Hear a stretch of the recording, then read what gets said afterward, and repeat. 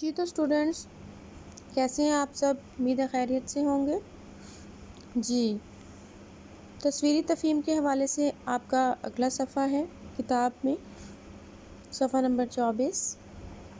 उसको खोलिए और गौर से देखिए। ये भी तस्वीरी तफ़हीम का ही एक हिस्सा है। इसमें सवाल है आपका, तस्वीर देखकर मावन अल्फाज की मदद से 4 या 5 सतूर का नसर पारा पैराग्राफ लिखिए। अब देखें कि एक तस्वीर आपके सामने बनी हुई है। तस्वीर में क्या क्या है? लोग इकट्ठे हुए हैं, एक डॉल्फिन है, ठीक है। और आप बुक में देखेंगे तो गौर से तो पता चलेगा कि वहाँ पे समंदर भी बना हुआ है। डॉल्फिन समंदर के किनारे है, ठीक है। अब सबसे पहले मैं आपको बताती हूँ कि नसर पारा या पैराग्राफ क्या होता है। नसर पारा या पैराग्राफ जो है वो इसको इबारत भी कहते हैं, ठीक है। नसर पारा या पैराग्राफ, जैसे आप कोई एक चीज़ ले लें, एक गिलास ही आपके पास, आप गिलास के ऊपर आपको मैं कहूँ कि बेटा ये गिलास पड़ा है, शीशे का गिलास है, इसके बारे में 3 से 4 लाइनें लिखें इसको देख के, ठीक है। आप लिखेंगे ये शीशे का गिलास है, ये बड़ा गिलास है, इसमें पानी है, ये इससे हम पानी पीते हैं। तो उससे मुतल्लिक आप इसको देख के पैराग्राफ लिखेंगे। इसको नसर पारा भी कहा जाता है, इबारत भी। 4 से 5 लाइनों में आपने इसको बताना है। अब नेक्स्ट आपने जो करना है, पैराग्राफ की सूरत में आपने किस तरह लिखना है। एक और मिसाल मैं आपको देती हूँ, जैसा कि ये है हमारे पास सूरज। क्या है बच्चों? सूरज। अब सूरज देखें, आप सूरज को देख के क्या क्या ख्याल आता है दिमाग में? कौन कौन से सवाल आते हैं, कौन कौन सी लाइनें जहन में आती हैं? स्टार्ट करते हैं। पहले हम उससे मुतालिक अल्फाज इकट्ठे करते हैं, सूरज से मुतालिक, ठीक है। देखिए सूरज है, इसके लिए अल्फाज, इसको ज़ख़ीरा अल्फाज भी कहा जाता है और मावन अल्फाज भी।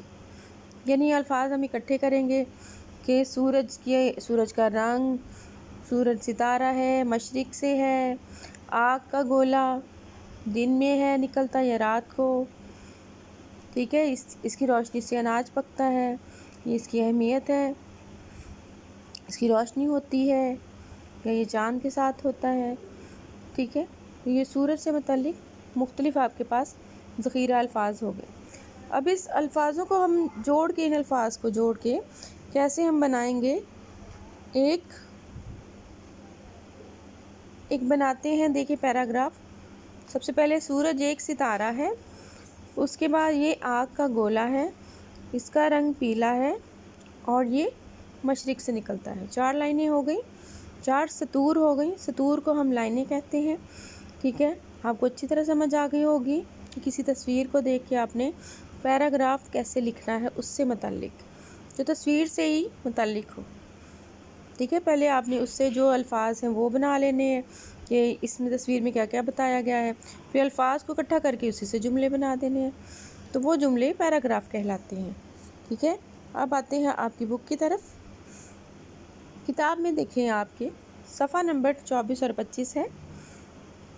डॉल्फिन मछली है, समंदर के किनारे पानी के बगैर तड़प रही है, बहुत से लोग जमा हो गए, मिलजुल कर समंदर में धकेला, लोगों ने तस्वीरें बनाई, बच्चों ने तालियां बजाई।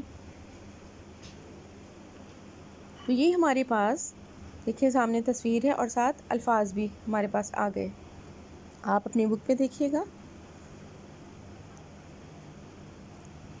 देखिए अब इससे मुताल्लिक मावन अल्फाज मैंने आपको बताया, इनको ज़ख़ीरा अल्फाज भी कहा जाता है और मावन अल्फाज भी।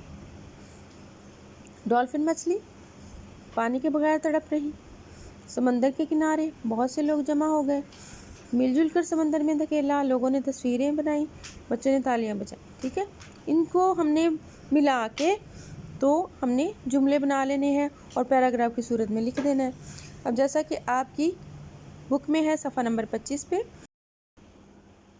जैसा कि आपकी किताब में सफ़ा नंबर 25 पे है, एक समंदर के किनारे डॉल्फिन मछली थी। पहला जुमला हो गया, वो पानी के बगैर तड़प रही थी। अब तड़प रही थी उसको हमने उसमें यूज़ किया, उस अल्फाज को। वहाँ बहुत से लोग जमा हो गए, सब ने मिलजुल कर समंदर में मछली को धकेला, लोगों ने मछली की तस्वीरें बनाई और बच्चों ने तालियां बजाई। ठीक है, ये पैराग्राफ हो गया हमारे पास। उम्मीद है आपको समझ आ गई होगी। अपना बहुत ख्याल रखिएगा। अल्लाह हाफिज़।